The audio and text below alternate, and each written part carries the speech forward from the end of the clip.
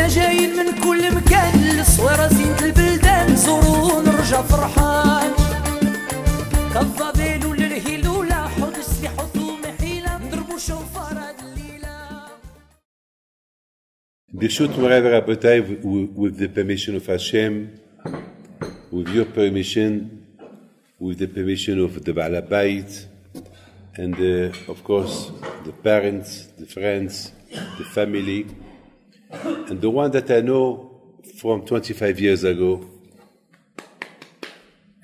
Meir.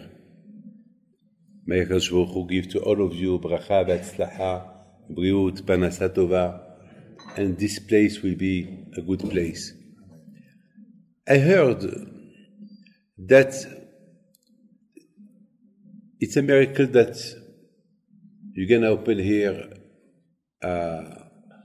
an office, because in this area there is no office, there is nothing. And it's a miracle. So Be'ezat Hashem, I wish you and pray to Hashem that it will be for you a success. I would like to tell you a story, a personal story. I would like to tell you a personal story and to tell you what it is, Hashem. All of you, you know Hashem. There is no one that you ask him, you believe in Hashem? There is no one that he will tell you no. We all believe in Hashem. But there is a difference between believing and loving. I got married, I believe she's my mazal, but not only she's my mazal, but she's my wife, I love my wife, she's my half. So with Hashem is the same. To believe in Hashem is something, but to love Hashem is another step. There is two steps in life. So this is very important for you to know. Before Hashem He left the Bnei Israel out of Egypt. You know that every day we talk about Egypt. Every day. You do Shema Israel, you talk about Egypt. You go to sleep, you talk about Egypt. You do Birkat Hamazon, you talk about Egypt. All the time, Egypt. We thank Hashem 24 hours about the exit of Egypt. You do Kiddush on Shabbat, Zecher Litziat Mitzrayim. And the Kiddush that you do on Shabbat, again, you talk about Egypt. When there is a holiday, we talk about Egypt. And of course, Pesach, all Pesach, it's Pesach. We talk about Egypt all night and all the days, all the 7 days. Before Pesach, already we talk about where we will be on Pesach, Acapulco, Cancun, France, Miami, or I don't know, Egypt. So, why so much talking about Egypt? Why so much? Why? Why you don't talk about Kippur? Why you don't talk about Matan Torah, when Hashem gives us the Torah? Sukkot, don't forget, today it's a special day today. Today is the parasha of the man. You know, today it's a segula to pray for Parnasa. Today. Once a year, you pray for Parnasa. People spend a lot of money on Rosh Hashanah Kippur to buy the Parnasa, but today is free, no money. Today, it's the best day of the Parnasa is today. So, Be'ez Hashem, before I'm finished, I will read for you the parasha of the man today. The parasha of the man is today. From today, it's the man, the Parnasa, the Zivug, everything. Because what do we want money for? For children, for our wife, to live, for Torah. So today is the Parnasa. Without Parnasa, there is no Torah. But without Torah, there is no Parnasa. So today you have everything. So the question is, and today, this parasha of this week, is the parasha that of the exit of the Jews from Egypt. Why we talk about Egypt every day? You know why? There is no day that we have no problems. It's impossible. Every day there is a problem. Every day, if it's not me, it's every day. One day somebody told me, Baruch Hashem, no problem. I told him, I don't believe you. I don't believe you. I told him, I don't believe you. It's impossible. Every day. But Baruch Hashem, small problems, big problem. The most important is we have emunah that Hashem resolves problems. This is our emunah.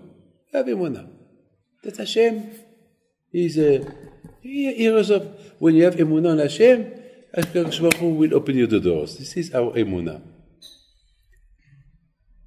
That's why we talk about Egypt every day. Because, excuse me to tell you this, and even if Baruch Hashem, I have no problem, I'm healthy, Baruch Hashem, but you have to talk about Egypt. Why?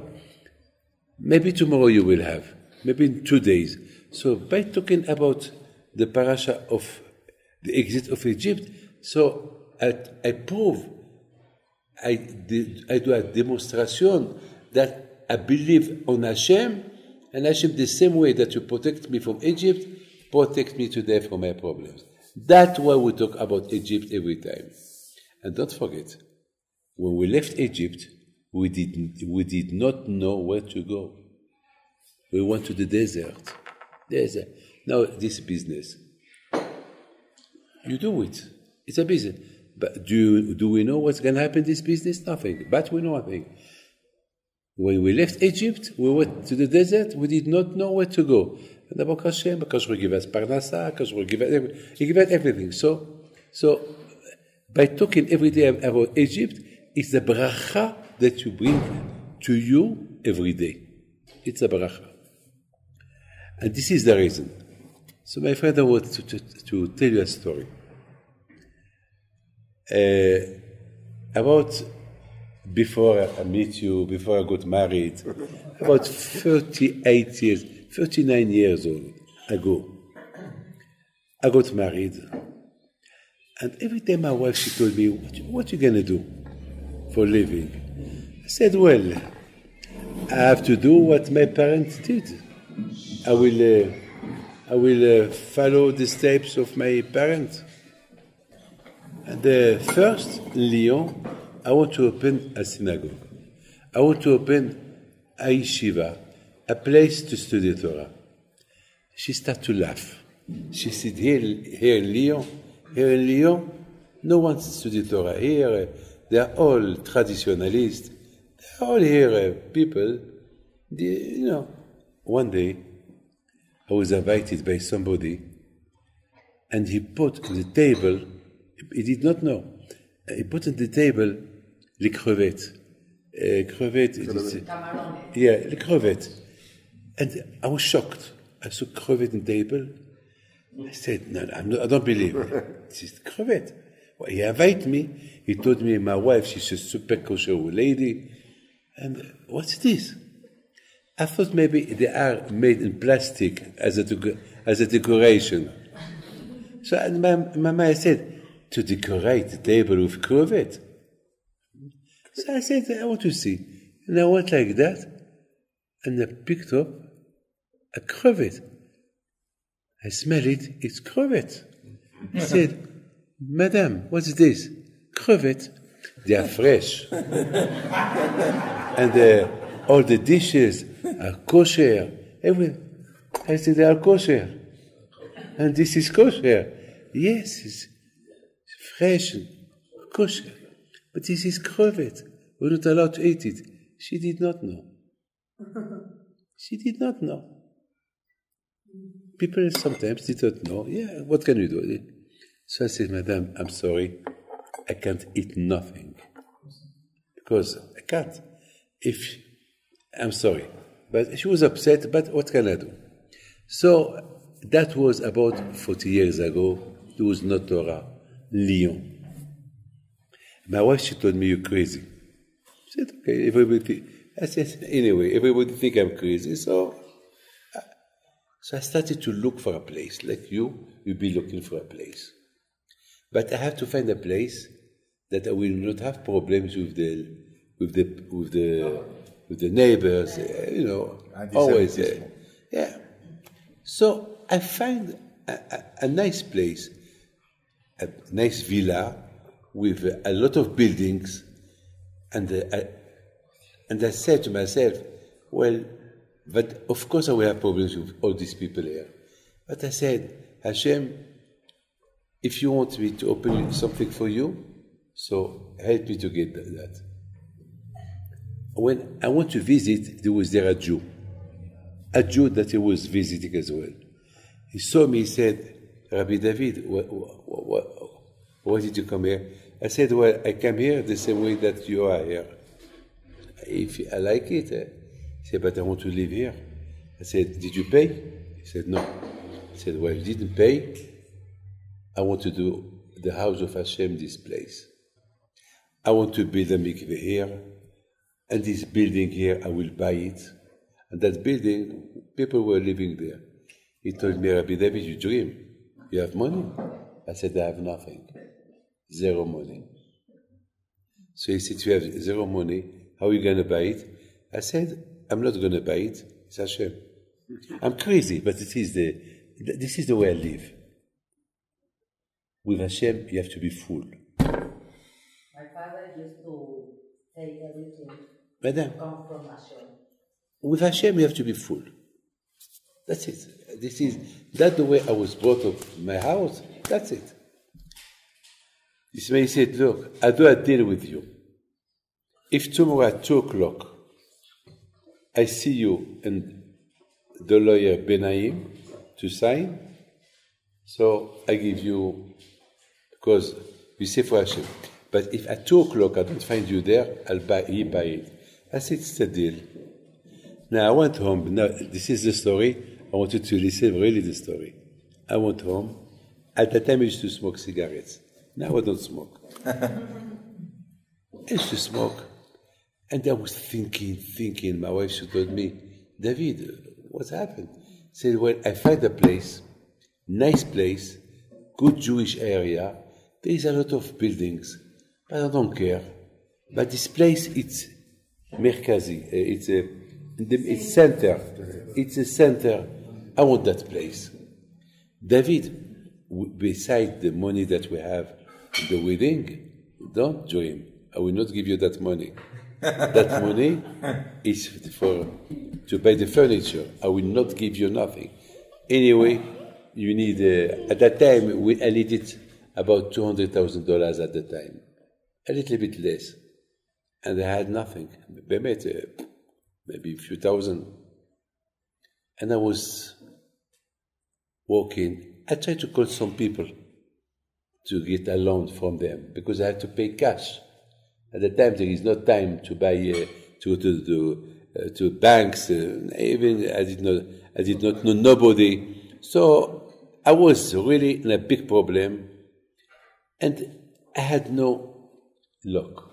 Every time I call somebody, he's not there. As usual. How they tell you, let me think. How they tell you, well, I know the story. So I said, at 12 o'clock at night, I went to the balcony. I said, Hashem, do you think I want to do a business here? I want to do that for you, Hashem. Invest on me, and you will be happy. I will change the city, Lyon. If today there is no Judaism, Be'ezat Hashem, in 20 years, in 40 years, there will be a lot of Jewish schools, a lot of synagogues. Hashem, it's yours. If you don't help me, you lose. You help me, you win. This is the way I talk to Hashem. You win. Be'emet, this is the way I talk to him. And my wife, she told me, David, you talk to who? And she could, at that time there was no telephones, mobile telephones, and the telephone was in the room. So, I was talking to somebody, or I was talking to myself. So I said, I'm talking to Hashem. I'll never forget. She told me, David, I advise you, come sleep, take a cachet, take a sleeping pill and sleep because you're going to get crazy. I said, okay, crazy, I'm already crazy, so. And באמת, I couldn't sleep. At 2 o'clock at night, somebody called my wife. She woke up, and she was afraid. So I told her, I take the telephone outside. And I answered. It was a lady that I met. She told me, Rabbi, I know it's not the time to call you. I could come to see you tomorrow, but we have a big problem, my husband and me. We have a lot of kilos of gold. And it's kosher, gold, oro, gold. And it's kosher gold, with a stamp, everything. But it's in our house. We are scared to keep it. Why not put it in the bank? And the bank, maybe they steal it. And I told her, so what do you want, madam? She said, I want a bracha, that to sell it to somebody. So, and the money, I can put it in the bank. The gold, I'm afraid. And she had, at the time, about maybe $1 million of gold. At the time. When she told me the amount, I said, Hashem, if I had only 10% of that, tomorrow I have no problem. But, well, Hashem, you know what you're doing. So I said, Be'ezat Hashem, madam, may Hashem will help you, that we'll find somebody. Half an hour later, another man called me. That man is a billionaire in Paris. He never called me because he don't need nothing. He don't need nothing. And I know him very well. And from time to time I go to see him, and he gives me some money for the small yeshiva that I had in England. And besides this, I told him, I forgot to tell you, the first lady, she told me, Rabbi, I can't sleep because of the problem of the gold. I said, okay, I told him, madam, even me, I can't sleep. So she told me, you have a problem? No, I don't have a problem. So the second call again, and he told me, Rabbi, I said, Albert, you never called me in your life. Why you called me now? Rabbi David, I can't sleep. He said, you can't sleep? Well, there is 3 people tonight who cannot sleep. I said, yes, who? He said, there is a lady, she can't sleep. Me, I can't sleep. You can't sleep. It's funny. The 3 of us, we can't sleep. So he said, why the lady, she can't sleep? Well, because she has, when I told him what she has, she said, yes, I buy. You buy? I buy. You know what it is? You're crazy. It's kosher. It's a kosher gold. I said, yes. That's what she said. He said, well, I buy. I come now. Call her. I said, look, I will call her.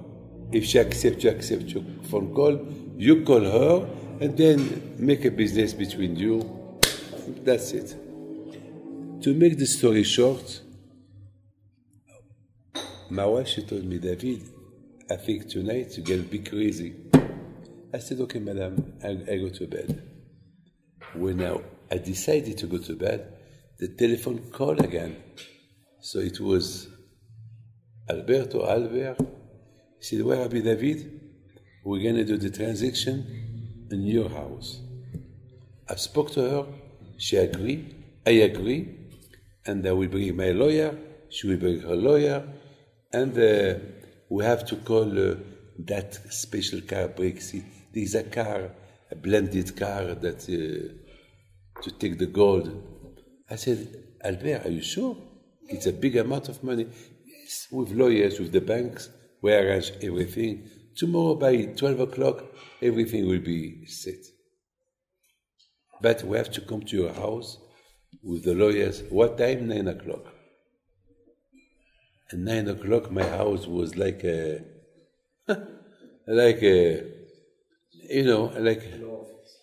law office. Lawyers New York. From the banks. It was in Lyon. And I was watching. And every time I see the watch,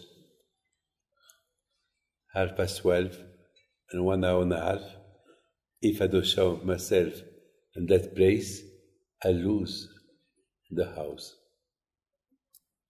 Then they finished. It was 1:30. I had half an hour left. Bye-bye, bye-bye, bye-bye. And I see Albert. He told me, well, Albert, I'm so proud, I'm very happy. We talked between me and the lady. If we agree for the transaction, we give you this donation. How much was it? Exactly the money I needed to buy the place. I called Mr. X. I told him, you don't need to go. You have to give me another half an hour because I have the money. And I signed it. That was the second yeshiva. And today, Baruch Hashem, 10 years later, we bought the building that for the student. Well, this is Hashem. When you believe in Hashem, HaKadosh Baruch Hu help. And Be'emet, people don't know. And I finish, I'm sorry. People don't know what they are losing with Hashem. Be'emet, people don't realize what they can have, what they can lose. The more you are close to Hashem, how you are close to Hashem? Through tefillot, ma'asim tovim, and this is Be'emet. This is the HaKadosh Baruch Hu. Every time I need Him, I pray. Sometimes when I started now building the last place in Ashdod, for 2 years was empty with the ground, and the city of Ashdod, you wanted to take it, because after 2 years, you don't do nothing there. So I did what nobody can do. With nothing, I called my brother Eliyahu Pinto, and I said, in 1 month, start. How? You start. You have Emunah on Hashem, Kadosh Baruch Hu help you. And I finished. You know what it is, Emunah? You know what it is, Emunah? Yes. Do you know from where the Emunah starts? Because everyone will tell you, yes, I believe. But from where Be'emet, the Emunah starts? The Emunah starts when you see a wall in front of your eyes. You have a problem, and you see there is no solution. There is like a wall, no solution. Where the Emunah starts now? From the moment, from the point that there is no way, no solution. Now, try Hashem.